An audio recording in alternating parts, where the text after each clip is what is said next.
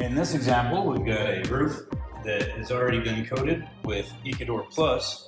Somebody's come through and put in a new penetration, maybe for some equipment or something that way. And as you can see, VersaSleeve is too tall as it comes for this. All we have to do is mark off, which I've already done. And then we can just cut this with some scissors right down to the shape that we need, or the size that we need, and install it like we normally would. So I'm going to start like normal by removing the substrate tabs.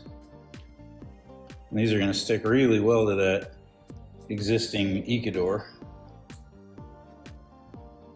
Because this is such a manageable size, I'm going to go ahead and pull off the locking tab backer as well.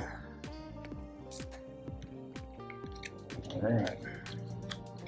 Now I'll just fit this around that new penetration.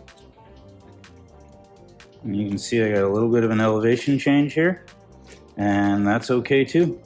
That is part of the reason that we call these the VersaSleeve, because they are so versatile that really whatever you encounter in the field, there's going to be a way to adapt these to it. So now I just want to press down on my tabs, make sure I got a good seal. And then I'm going to take my Ecador 1 patch and repair kit. Ecador 1 patch and repair kit, which I've already mixed according to the instructions. You can find that in a different video on our YouTube channel. And I'm just going to pour this in.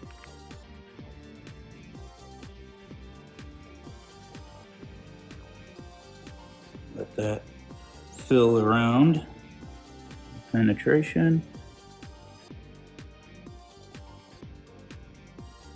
There we go. Easy as that.